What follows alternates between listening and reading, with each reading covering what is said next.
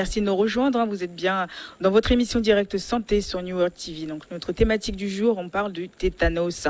Donc, les tétanos et ses complications. Nous sommes accompagnés du docteur Bertin, médecin généraliste, qui est avec nous pour nous expliquer un petit peu en long et en large c'est quoi le tétanos et ses complications. Donc, ça va, tout va bien, docteur Bertin? Tout va bien, tout va très bien. Sauf que le patient atteint de tétanos ne va pas bien. Ne vont pas bien du tout. Ah oui, avec tout ce que vous nous avez cité là comme complications. Une contracture de la mâchoire, une contracture c'est au niveau horrible. du dos, etc. Bon, si ça va à la longue, vu que les muscles sont partout, essentiellement au niveau du cœur, le cœur est composé du muscle. Donc, ça veut dire que les muscles seront aussi atteints là-bas et ça va causer une arythmie, comme Dr. Féchal avait dit au début. Le cœur ne va pas battre très bien. Ça veut dire que le cœur va battre de façon anormale. S'il bat, bon, maintenant, ça va battre tard, peut-être un jour. Bon, bref, il fait ce qu'il veut également parce qu'il n'y a pas la commande qui n'est pas là. Oui. Parce que aussi, les signaux qui vont envoyer l'information au niveau du cœur pour qu'il batte très bien n'est pas là.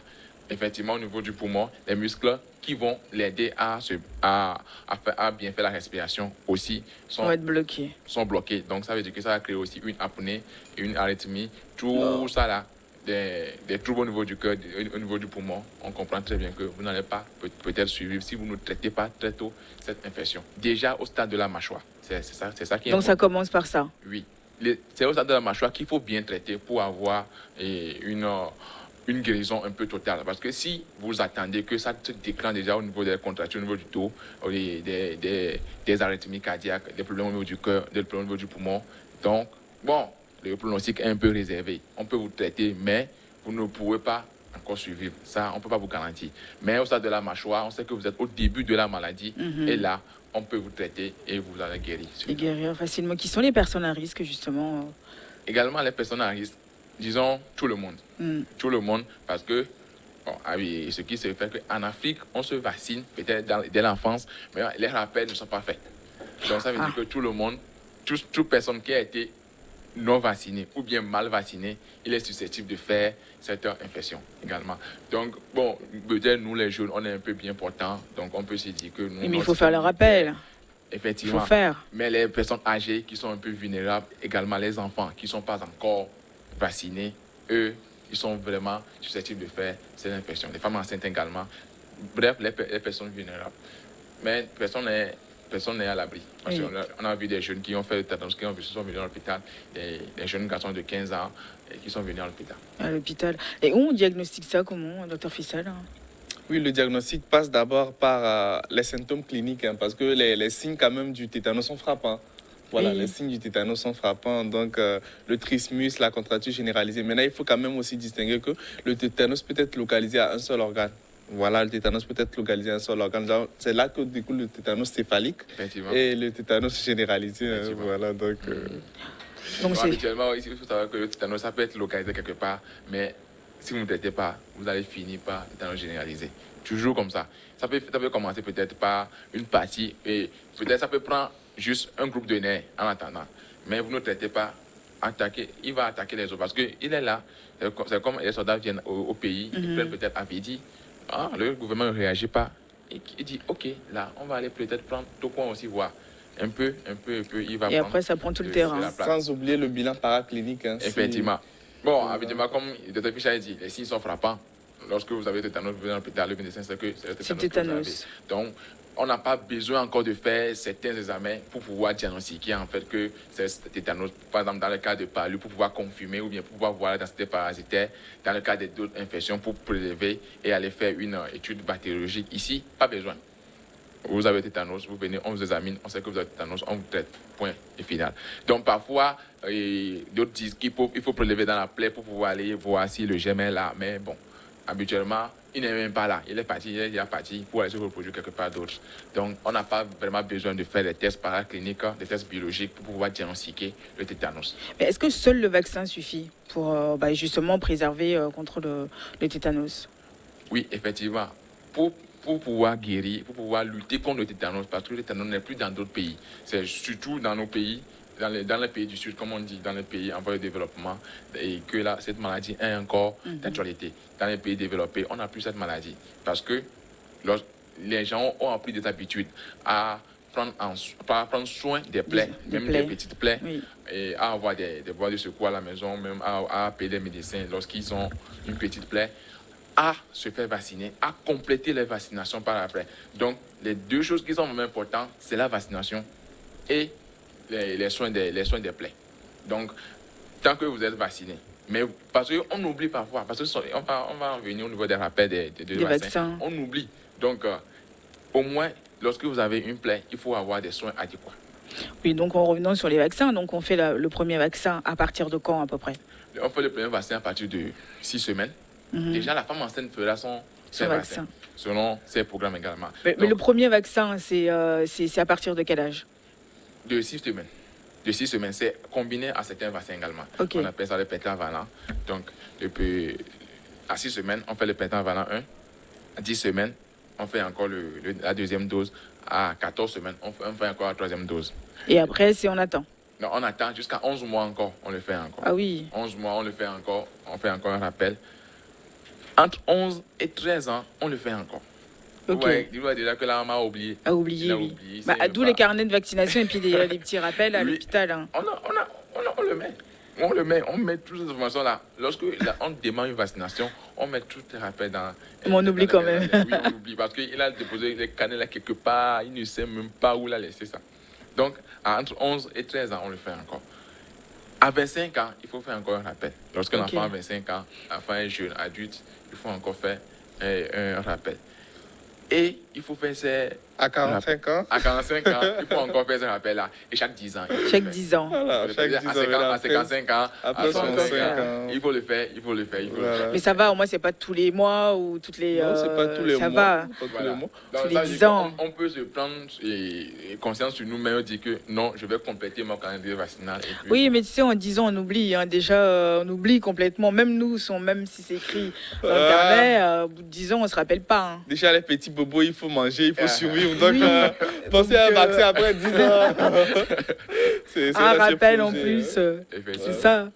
Non, mais c'est important aussi de le savoir. Et puis, puis c'est à vous aussi de faire les rappeler qu'il ne faut pas oublier. Est-ce que vous avez fait le rappel du vaccin hein?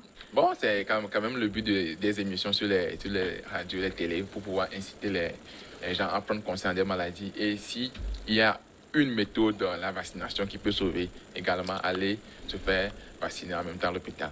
Même si vous ne connaissez pas, vous ne savez même pas votre statut actuellement, allez quand même à l'hôpital. L'agent de santé est là, le médecin pour vous accompagner, pour reprendre peut-être le calendrier vaccinal pour que vous soyez à jour de votre statut.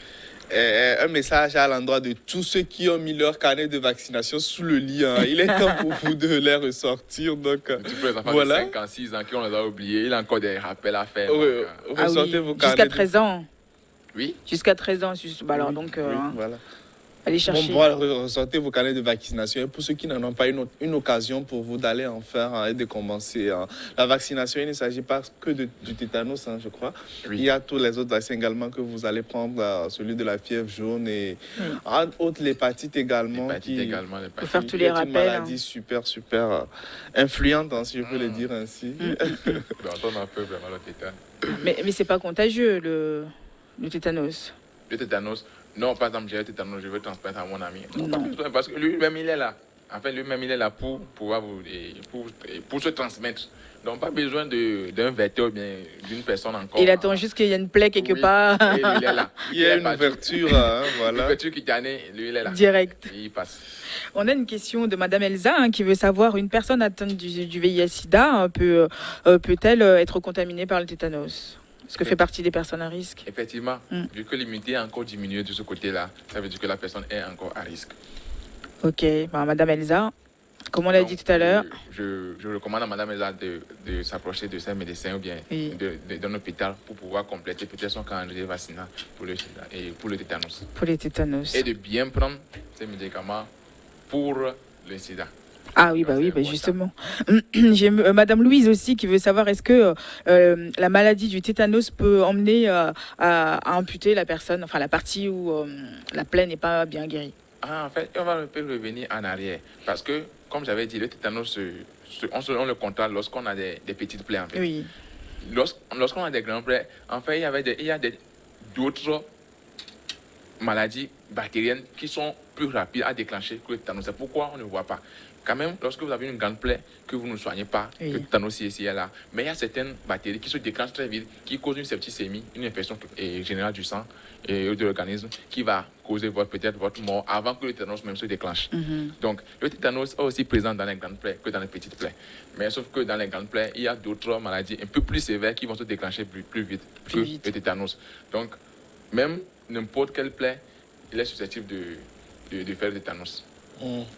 Ok, bah écoutez, j'espère qu'on a répondu à vos questions. Hein. Donc vous aussi, vous pouvez nous laisser vos messages sur notre numéro WhatsApp, le plus 228 79 84 27 52, ou notre page Facebook aussi est à votre disposition. N'hésitez pas à laisser vos questions. On en reçoit énormément, même du Bénin. Alors vraiment, merci à vous, merci de nous suivre à tout moment. Donc cette émission est faite pour vous, donc n'hésitez pas. Hein.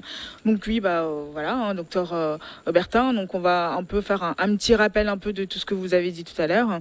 Effectivement, on va faire un petit rappel. Surtout sur les moyens de prévention, vous l'avez dit. Oui, les moyens de prévention, et ça c'est très important aussi. Et puis les signes, dès qu'on a la mâchoire, comme vous l'avez dit tout à l'heure, un peu bloquée, il faut se poser des questions. Hein. D'accord. Donc il faut savoir que le tétanos, c'est une infection qui est bactérienne, qui est due à des spores qui sont présents partout dans la nature. Surtout au niveau du sol, surtout par terre. Donc, toute plaie, il va falloir les soigner convenablement. Lorsque vous avez une plaie, il faut le soigner convenablement. Ne dites pas que c'est une plaie, bon, ça je peux gérer à la maison. Non. Tant qu'il y a une ouverture de la peau, il va falloir aller à l'hôpital et le soigner convenablement. Aussi, les accouchements, il faut le faire dans les centres agréés, avec des personnes agréées, comme on l'avait dit. Aussi, lorsque vous avez une plaie et on vous propose la vaccination, on vous dit on doit vous vacciner contre le tétanos, ne refusez pas, parce que c'est pour votre bien. C'est pourquoi on vous propose cette sérovaccination.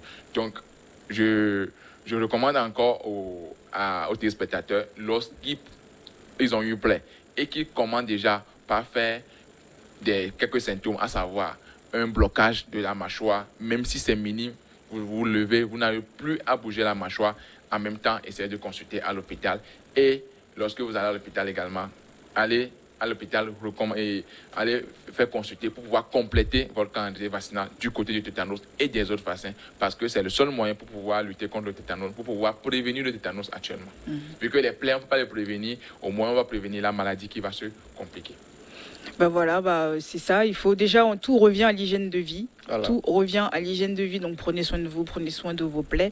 Ne laissez pas les plaies, ne vous soignez pas vous-même, hein, parce qu'il faut aller consulter un agent de santé. Donc un grand merci à vous, merci Dr Fessal. Un plaisir. Merci Dr Bertin. Et puis on se retrouve bientôt pour une nouvelle émission. Merci à tous de nous avoir suivis, vous êtes bien Direct Santé. À demain, bye bye.